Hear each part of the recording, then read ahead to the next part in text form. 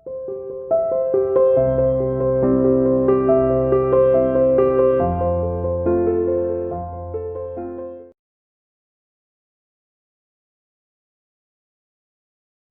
students, welcome to CR International School online study system.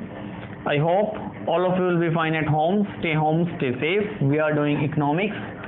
Lesson number 6 the new economic policy. बेटे last video में हमने LPG की merits पढ़ी थी, merits यानी कि फायदे। ठीक है, एलपीजी के हमने बहुत सारे लाभ आपको बताए थे कि भाई इससे ग्रोथ रेट प्रोसेस काफ़ी अच्छा बढ़ा, एम्प्लॉयमेंट में इंक्रीज हुआ, फर्म में कम्पेटिटिव हुई, मोनोपोली करेक्टर खत्म हुआ हमारे फर्म का, कंज्यूमर सोवरेनिटी आई बेटे, फॉरेन एक्सचेंज में इंक्रीज आया, प्राइवेट इन्वेस्टमेंट में इंक्रीज आया बेटे।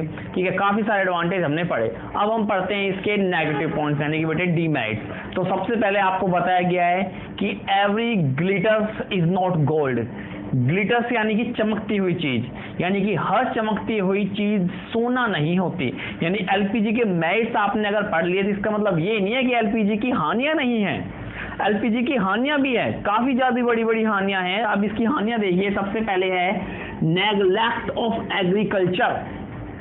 आपने देखा एलपीजी में इंडस्ट्री और केवल इंडस्ट्री के बारे में ही जिक्र किया, कहीं भी एग्रीकल्चर के बारे में कोई जिक्र नहीं किया गया बेटे। इसका मतलब एलपीजी पॉलिसी में एग्रीकल्चर को कंप्लीटली नेग्लेक्ट किया गया बेटे, कंप्लीटली उसे मतलब अनदेखा कर दिया गया। नेग्लेक्ट का मतलब यहाँ पर क्या है, अनदेखा करना। तो बेटे एलपीजी के अंतर्गत मैंने आपको बताया ओनली और ओनली इंडस्ट्रियल सेक्टर पर फोकस किया गया, एग्रीकल्चर को कंप्लीटली नेग्लेक्ट किया गया बेटे, जिसके कारण जो एग्रीकल्चर की ग्रोथ है बेटे वो प्रॉपरली नहीं हो पाई और उसकी ग्रोथ गिरती चली गई बेटे। एग्रीकल्चर की ग्रोथ रेट आपको बताई हुई है केवल 2 से 3% तक हो पाई बेटे, और ये काफी मिजरेबल सिचुएशन है। मिजरेबल यानी दयनीय स्थिति, जिस पर दया आए बेटे। तो एग्रीकल्चर की ग्रोथ ही नहीं हो पाई। जो सेक्टर आपको बेटे खाने के लिए भोजन देता है, जो सेक्टर पूरे देश का बेटे पेट भरता है, उसी सेक्टर को आप नेग्लेक्ट कर रहे हो, उसी को आप अनदेखा कर रहे हो बेटे। तो ये स्थिति काफी दयनीय हो गई। केवल आपने इंडस्ट्रियल और सर्विस सेक्टर पर ध्यान दिया, एग्रीकल्चर सेक्टर को नेग्लेक्ट कर दिया बेटे।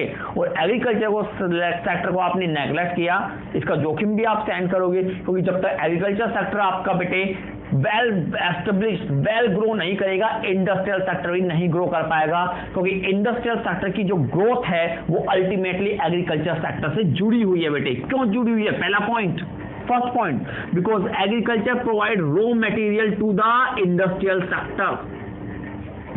एग्रीकल्चर सेक्टर ही बेटे इंडस्ट्रियल सेक्टर को रॉ मटेरियल प्रोवाइड कराकर देता है। इसका मतलब अगर एग्रीकल्चर सेक्टर ही ग्रो अप नहीं हो पाया तो इंडस्ट्रियल सेक्टर कहां से होगा?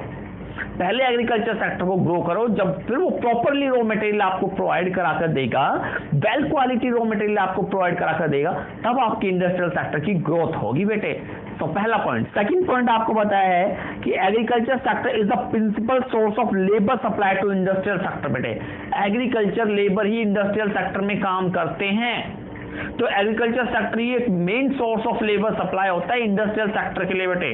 एग्रीकल्चर से लेबर रिलीज होकर फिर इंडस्ट्रीज में जाता है और फिर वहां पर जाकर काम करता है। तो आप एग्रीकल्चर सेक्टर को ही बेटे डेवलप नहीं कर रहे तो फिर इंडस्ट्रियल सेक्टर कहां से डेवलप हो जाएगा बेटे। थर्ड पॉइंट है, जो एग्रीकल्चर सेक्टर बेटे वो इंडस्ट्रियल प्रोडक्ट की डिमांड करता है, जैसे हार्वेस्टर हो गया, थ्रेशर्स हो गए, ट्रैक्टर से बेटे खेत जोते जाते हैं। तो इसलिए एग्रीकल्चर सेक्टर की तरफ ध्यान नहीं दोगे तो क्या ट्रैक्टर प्रॉपरली बनेंगे, थ्रेशर्स बन पाएंगे, हार्वेस्टर बन पाएंगे बेटे? नहीं बन पाएंगे, क्योंकि उनकी डिमांड तो एग्रीकल्चर सेक्टर ही बेटे उठाता है और एग्रीकल्चर सेक्टर की ग्रो आप कर नहीं रहे हो। तो इसीलिए सबसे पहली हानि थी बेटे एलपीजी की कि नेग्लेक्ट ऑफ एग्रीकल्चर। एग्रीकल्चर को अनदेखा इन्होंने कर दिया कंप्लीट, जिससे कि आपका इंडस्ट्रियल सेक्टर की भी ग्रोथ अच्छे से नहीं हो पाई, क्योंकि ये आपको रॉ मटेरियल देता है, यही आपको लेबर सप्लाई प्रोवाइड कराकर देता है और यही इंडस्ट्रियल प्रोडक्ट की डिमांड भी करता है बेटे। Second point, urban concentration of growth process. LPG का पूरा ध्यान बेटे अर्बन एरियाज यानी कि शहरों की तरफ था, जबकि भारत एक विलेजिंग कंट्री है। भारत में विलेज ज्यादा है, शहर कम है। भारत का बेटे लगभग 70 से 75% एरिया विलेज का है, शहर बहुत, अर्बनाइजेशन बहुत कम है भारत में।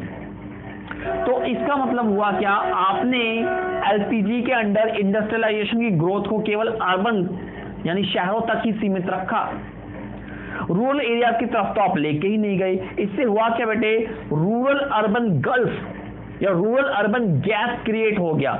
रूरल एरिया और नीचे चला गया, अर्बन एरिया और ऊपर हट गया। अब शहरों और गांव में जमीन आसमान का अंतर आपको दिखने लगा। शहरों में 24 घंटे लाइट आती थी, जबकि गांव में 8 घंटे भी लाइट मुश्किल से आती थी बेटे। तो इसने किया क्या, एलपीजी पॉलिसी के कारण जो शहर थे वो तो और अमीर हो गए, रिच और रिच हो गया, और जो पुअर था और पुअर, यानी कि जो रूरल एरिया थे वो और पुअर हो गए। इसका मतलब बेटे, इसके कारण रूरल और अर्बन एरिया का जो गल्फ है वो क्रिएट हो गया। आपने कभी सुना है कि MNC multinational corporation rural area में लगी? नो, एमएनसी हमेशा कहां लगती है, अर्बन एरिया में लगते हैं, क्योंकि अर्बन एरिया में इंफ्रास्ट्रक्चर बड़ा मजबूत होता है। उन्हें कंप्यूटर टेक्नोलॉजी चाहिए, अर्बन एरिया में मिल जाएगी। अच्छा ट्रांसपोर्टेशन सिस्टम चाहिए, अर्बन एरिया में मिल जाएगा। लाइट चाहिए, अर्बन एरिया में मिलेगी। तो क्यों एक एमएनसी रूरल एरिया में पुटअप होगी? नहीं होगी। एमएनसी किसका रिजल्ट था? एलपीजी का रिजल्ट था। तो एमएनसी हमेशा बेटे शहरों में लगाए जाते हैं, रूरल एरिया में नहीं लगाए जाते, जिससे कि रूरल अर्बन गैप और ज्यादा बढ़ जाता है बेटे। Rural urban gulf imply economic dualism. अब रूरल अर्बन गल्फ के कारण दो तरह से डुअलिज्म आ गया। एक तो आया इकोनॉमिक डुअलिज्म, यानी आर्थिक दोहरापन, और दूसरा आया सोशल डुअलिज्म, यानी समाज में दोहरापन। Economic dualism in the sense कि कहीं रूरल एरिया में काम हो रहा बेटे ट्रेडिशनल टेक्नोलॉजी से, यानी पुरानी टेक्नोलॉजी से, परंपरागत टेक्नोलॉजी से, यानी कि लेबर से रूरल एरिया में, और शहरों में काम हो रहा है बेटे मॉडर्न टेक्नोलॉजी से, यानी कि मशीनों से। तो इसका मतलब शहरों में मशीनों से काम हो रहा है तो शहर और डेवलप हो गए और विकसित हो गए, और रूरल एरिया में बेटे लेबर से काम हो रहा है, और लेबर तो धीरे धीरे काम करती है, तो वो और ज्यादा मतलब बैकवर्ड हो गए। तो इकोनॉमिक डुअलिज्म आ गया, शहर और विकसित हो गए क्योंकि वहां मॉडर्न टेक्नोलॉजी से काम हुआ, गांव बेटे और बैकवर्ड हो गए क्योंकि वहां ट्रेडिशनल टेक्नोलॉजी से काम हुआ। तो आर्थिक दोहरापन आ गया गांव और शहरों में, जिसे इकोनॉमिक डुअलिज्म कहते हैं बेटे। गैप क्रिएट हो गया between the urban areas and rural areas. Urban और ज्यादा मॉडर्नाइजेशन हो गए, मॉडरेट हो गए, रूरल एरिया और ज्यादा ट्रेडिशनल बनते चले गए बेटे।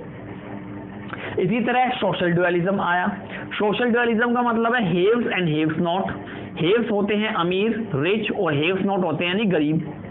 हेव्स यानी जो हाई सोशल स्टेटस को एंजॉय करते हैं, और हेव्स नॉट जो एक बैकवर्ड सोशल स्टेटस को एंजॉय करते हैं। ये होता है सोशल डुअलिज्म।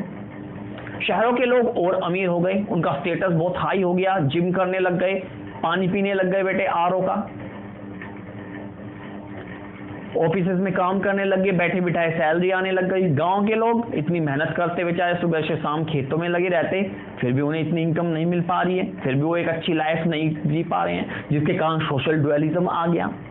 तो कहने का मतलब भाई एलपीजी के कारण जो अर्बन एरिया थे वो तो और डेवलप और विकसित हो गए, वहां मॉडर्न टेक्नोलॉजी का यूज हुआ, लोग और अमीर हो गए, और जो रूरल एरिया से बेटे वहां ट्रेडिशनल टेक्नोलॉजी का यूज हुआ, लोग और गरीब होते चले गए as compare to urban areas बेटे, जिससे इकोनॉमिक डुअलिज्म आया और सोशल डुअलिज्म आया, और देश में बेटे रूरल और अर्बन गल्फ और ज्यादा बढ़ गया, और ज्यादा इनके बीच क्रिएट हो गया बेटे। इकोनॉमिक और सोशल डुअलिज्म एक बिग थ्रेट होता है for the process of growth and development. इससे इंक्लूसिव ग्रोथ कभी नहीं होती, वन साइडेड लोप साइडेड ग्रोथ होती है बेटे। ठीक है, थर्ड पॉइंट देखिए इकोनॉमिक कॉलोनलिज्म। भारत ने लगभग 200 साल तक अंग्रेजों की गुलामी सही, उसे हमने कहा था पॉलिटिकल कॉलोनलिज्म, राजनीतिक उपनिवेशवाद। और अब एमएनसी हमें फिर से कॉलोनलाइज करने के लिए आ गई है, फिर से वो हम पर रूल करने के लिए आ गई बेटे। एमएनसी द मल्टीनेशनल कॉर्पोरेशंस, ये इंडिया में आएगी, इंडिया में इकोनॉमिक पावर को कंट्रोल करेगी। इकोनॉमिक पावर कंट्रोल तो सोशल पावर और पॉलिटिकल पावर भी कंट्रोल हो जाएगी बेटे। पॉलिटिक्स को अपने कब्जे में ले लेगी, और फिर भारत की पॉलिटिक्स उसी हिसाब से चलेगी जिस हिसाब से ये एमएनसी चाहिएगी। तो इसीलिए इन्होंने कहा है भाई कि अब पहले हम पॉलिटिकल कॉलोनलिज्म का शिकार थे, अब हम इकोनॉमिक कॉलोनलिज्म का शिकार हैं बेटे। So MNC are expending their economic control, MNC अपना आर्थिक कंट्रोल बढ़ाई जाएगी, जो जितने भी आर्थिक डिसीजन है वो खुद लेंगी बेटे। We might suffer a sort of economic colonialism, इससे हम इकोनॉमिक कॉलोनिज्म के नजदीक है। It implying a situation when MNC are exploiting the Indian market, जो एमएनसी है वो इंडियन मार्केट को एक्सप्लॉइट करेगी, और पूरी मार्केट में केवल एमएनसीज के प्रोडक्ट ही देखने को मिलेंगे। मोबाइल फोन कंपनी में देखिए आजकल किसी के भी हाथ में इंडियन फोन नहीं मिलेंगे, सबके हाथ में चाइनीज या अमेरिकन फोन आपको देखने को मिलेंगे। What is this? This is the exploitation of Indian market. Indian product की बजाय आप विदेशी प्रोडक्ट के अधीन होते जा रहे हो। ये क्या है? ये इकोनॉमिक एक्सप्लॉइटेशन ही तो है, ये इकोनॉमिक कॉलोनियलिज्म ही तो है। तो इसीलिए इन्होंने कहा बेटे कि जो एमएनसीज है वो हमें इकोनॉमिक कॉलोनियलिज्म का शिकार बनाती जा रही है। आगे है स्प्रेड ऑफ कंज्यूमरिज्म। कंज्यूमरिज्म यानी कि उपभोक्तावाद। उपभोक्ता यानी कि उपभोक्तावाद का मतलब होता है protecting the right of consumer.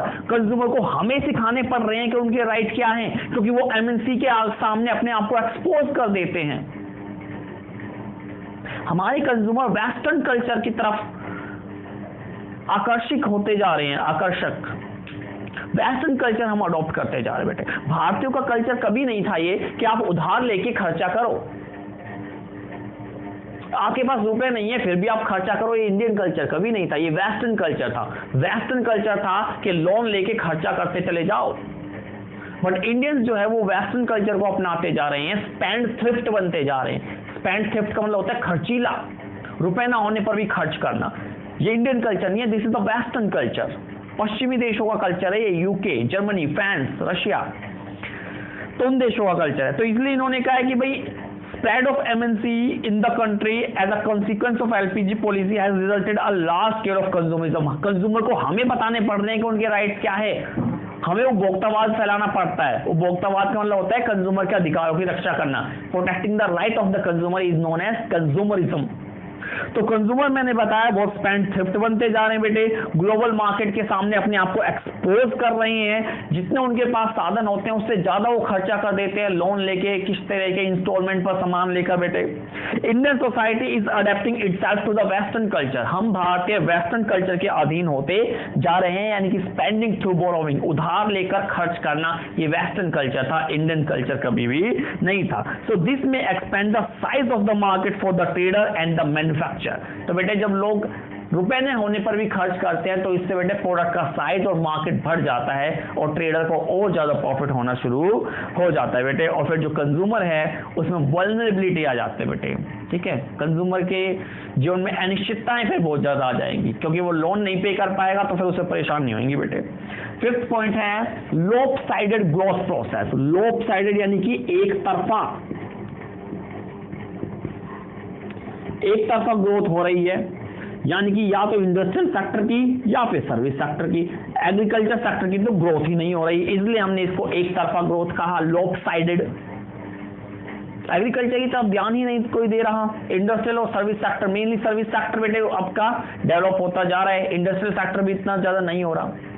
इसे आप इंक्लूसिव ग्रोथ कभी नहीं कहोगे। इंक्लूसिव ग्रोथ का मतलब होता है ओवरऑल ग्रोथ, यानी सभी सेक्टर में एक समान ग्रोथ होना, जबकि इंडिया में एक समान ग्रोथ नहीं हो रही। इंडिया में केवल लोप साइडेड ग्रोथ हो रही है, या तो सर्विस सेक्टर की या इंडस्ट्रियल सेक्टर की बेटे। तो इन्होंने बताया है कि it is not inclusive growth, ये इंक्लूसिव ग्रोथ नहीं है।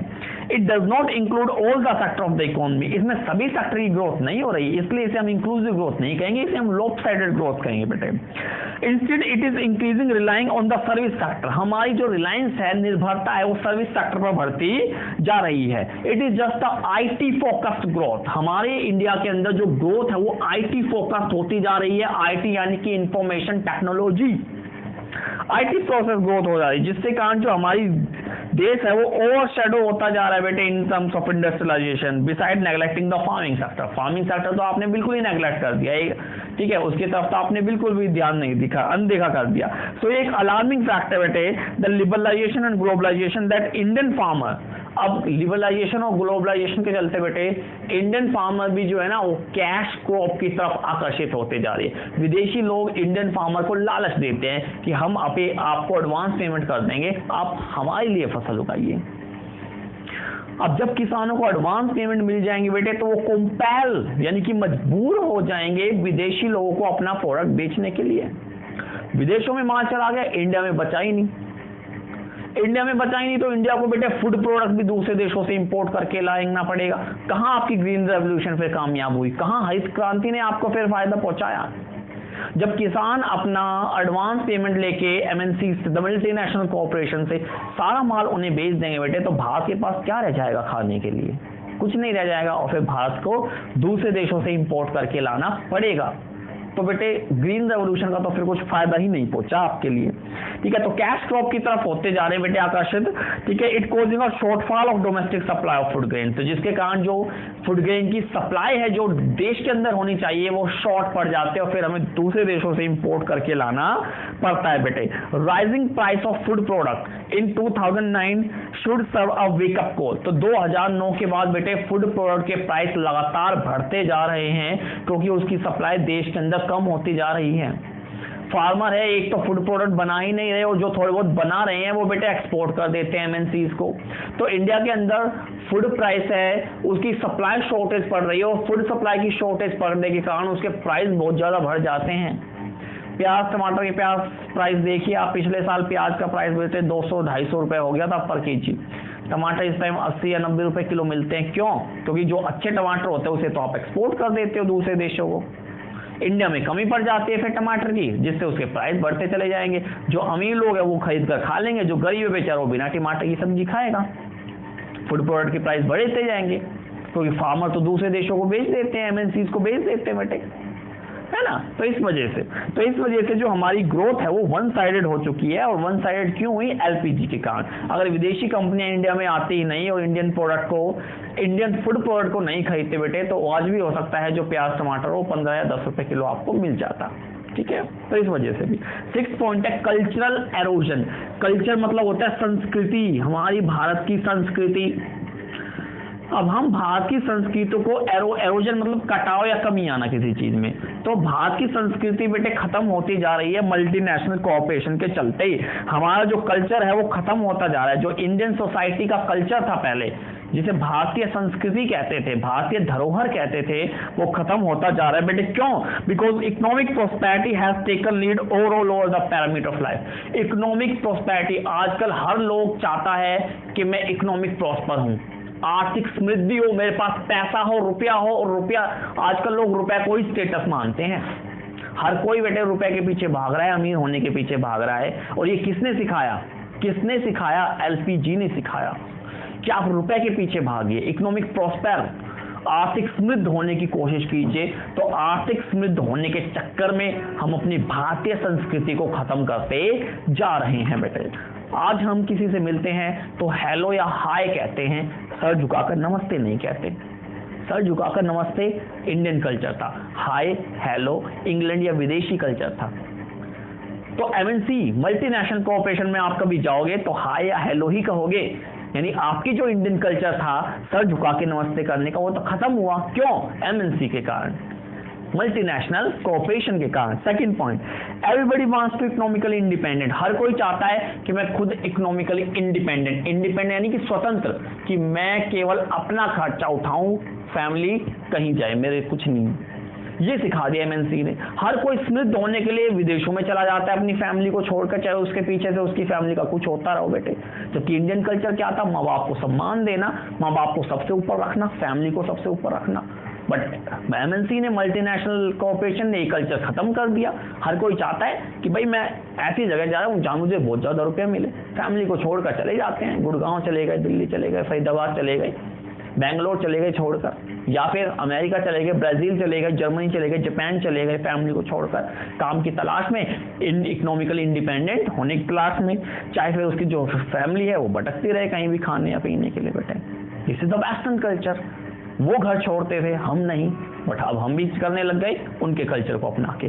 थर्ड पॉइंट है लॉयल्टी टुवर्ड्स फैमिली। जो फैमिली के प्रति वफादारी होती है वो भी खत्म होती जा रही है मल्टीनेशनल कोऑपरेशन के चलते या एलपीजी पॉलिसी के चलते। ठीक है बेटे, सोसाइटी में जो हमारा स्ट्रॉन्ग फोल्ड पॉइंट था इंडियन कल्चर में वो भी खत्म होता जा रहा है। पहले के लोग फैमिली को बहुत रिस्पेक्ट करते थे, बड़े भाई बड़ी बहन माता पिता को बहुत रिस्पेक्ट करते थे, एक ऊंचे आवाज में बात नहीं करते थे, बट आज करते हैं। क्यों? Because of MNC.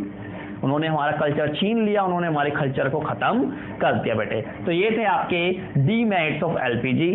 ठीक है, एलपीजी की हानियां थी बेटे। ठीक है, अब आपसे नेक्स्ट पूछा गया विच वे टू गो, कहां जाएं, एलपीजी को अपनाएं या ना अपनाएं।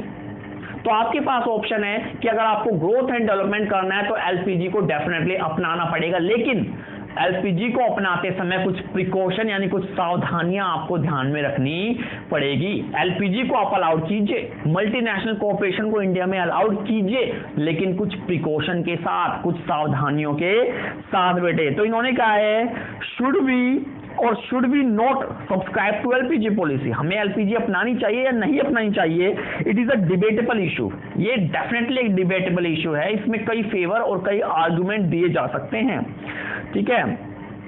तो बेटे आप एक +2 के कैंडिडेट होने के साथ साथ आप एक कंक्रीट ऑब्जर्वेशन इसमें दे सकते हो। देखिए कैसे कि LPG policy are only a way to accelerate the pace of growth and development, कि भाई आपको ग्रोथ की, डेवलपमेंट की पेस को बढ़ाना है, गति को बढ़ाना है, तो एलपीजी डेफिनेटली आपको अपनानी पड़ेगी। Indeed, pursuit of LPG policy was to a great extent a matter of economic compulsion। तो ये कह रहे हैं बेटे जो इकोनॉमिक पॉलिसी है वो इकोनॉमिक कंपल्जन है, rather than a matter of choice of politician. तो बेटे पॉलिटिशियन की चॉइस कभी नहीं रही इकोनॉमिक पॉलिसी, उनकी एक मजबूरी बन गई थी, इसलिए उन्हें एलपीजी पॉलिसी अपनाना पड़ा। मैंने बताया 1991 से पहले इंडिया क्राइसिस में फंसा हुआ था, कैश क्रंच आया हुआ था, इकोनॉमिक क्राइसिस में फंसा हुआ था, बहुत ज्यादा लोन चढ़ गए थे देश पर, तो एक इकोनॉमिक कंपल्जन बन गया बेटे, मजबूरी बन गई कि हम एलपीजी को अपनाएं। ये कोई चॉइस नहीं थी, हमने अपनी चॉइस से नहीं अपनाया इसे बेटे, ठीक है, तो मजबूरी में अपनाया। तो अब ये आपसे कहते हैं कि a compulsion should never mean a object surrender. Compulsion का मतलब ये नहीं होता कि हम अपने आप को सरेंडर कर दें, ये हमारी मजबूरी थी इसलिए हमने अपनाया, बट हमें सरेंडर नहीं करना, इनके सामने खड़ा रहना है और खड़ा डटकर इनका सामना करना है और अपने कल्चर को बचाना है।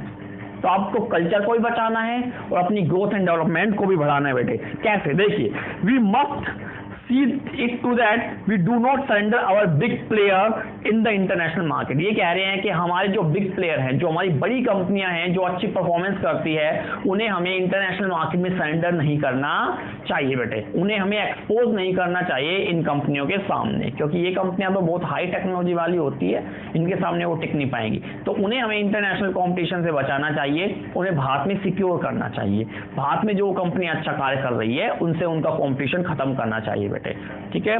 सेकंड पॉइंट है we must see it to that we do not compromise with our economic interest of domestic producer. हमें अपने डोमेस्टिक प्रोड्यूसर के हित को कभी नहीं अनदेखा करना चाहिए, हमें अपने डोमेस्टिक प्रोड्यूसर्स की रक्षा करनी चाहिए फ्रॉम फॉरेन कंपनी से, फॉरेन मल्टीनेशनल कॉर्पोरेशन से, while allowing a free access to foreign investor. तो फॉरेन इन्वेस्टर को आप फ्री एक्सेस दे रहे हो, आप चाह रहे हो कि भाई वो फ्री में इंडिया में आके इन्वेस्ट करे, तो उससे पहले अपने डोमेस्टिक प्रोड्यूसर्स का भी इंटरेस्ट देख लीजिए, उनका हित भी देख लीजिए और फिर अलाउड कीजिए उन्हें। नेक्स्ट है we must see to that we do not become economically subservient. हमें मल्टीनेशनल कंपनीज का सर्वेंट नहीं बनना है बेटे, सर्वेंट नहीं बनना है, लीडर है हम लीडर ही बनकर रहे हैं, उनके गुलाम ना बने, जो वो कहे वो ना करें, अपनी तरफ से अपने देश को चलाएं बेटे। उनसे कहें कि आप आए हो, बस अपनी मर्जी से बिजनेस चलाने के हमने आपको मौका दिया, चलाते रहिए, हमारी पॉलिटिक्स में कोई दखल अंदाजी ना करें आप, ठीक है। तो ये उनसे साफ साफ कहना है, उनके सामने हमें सर्वेंट नहीं बनना बेटे। और लास्ट पॉइंट है we must be in a position to channelize FDI more into area of infrastructure, कि भाई जो एफडीआई फॉरेन डायरेक्ट इन्वेस्टमेंट होती है वो इंफ्रास्ट्रक्चर एरिया में उन्हें अलाउ किया जाना चाहिए। इंफ्रास्ट्रक्चर यानी कि पावर, एनर्जी, बैंकिंग, ट्रांसपोर्ट, इनमें करना चाहिए, फूड प्रोडक्ट में नहीं करना चाहिए, जैसे KFC, डोमिनोज आ गया बेटे। फूड तो इंडियन ही फूड बहुत ज्यादा होते हैं, क्यों आप विदेशी कंपनियों को बेटे अलाउड करते हो फॉरेन डायरेक्ट इन्वेस्टमेंट। अब KFC है बेटे सीधा 100% इक्विटी शेयर के साथ इंडिया में इन्वेस्ट करती है, डोमिनोज हो गया 100% के साथ इन्वेस्ट करती है, ये फूड प्रोडक्ट है। फूड प्रोडक्ट आप क्यों इंडिया में अलाउड कर रहे हो बेटे, बेवजह की चीजें, बेवजह अमेरिका यहाँ से कमा कर चला जाता है इतना ज्यादा, डोमिनोज के चलते, KFC के चलते बेटे। तो इस तरह नहीं, एफडीआई अलाउड कीजिए 100% इक्विटी शेयर के साथ, अगर विदेशी लोग इंडिया में इन्वेस्ट करना चाहते हैं अलाउड कीजिए, बट केवल इंफ्रास्ट्रक्चर एरियाज में, फूड एरियाज में नहीं कीजिए। फूड एरिया तो इंडिया के पास ही बहुत ज्यादा बेटे, तो इंफ्रास्ट्रक्चर एरिया में आप अलाउड कीजिए। तो ये थे बेटे कुछ प्रिकॉशन जिनके साथ आपको एलपीजी लेनी है बेटे, ठीक है। तो ये था आपका lesson, the lesson has been finished, thank you very much. कितनी मिनट की हुई थी, खत्म हो गई ये डिलीट फाइल लिखवाना, लेकिन कौन सी काटनी पड़ेगी, बंद ही होगी वीडियो तो पूरी बंद ही होगी। डिलीट फाइल पर क्लिक कर दूं यार कहीं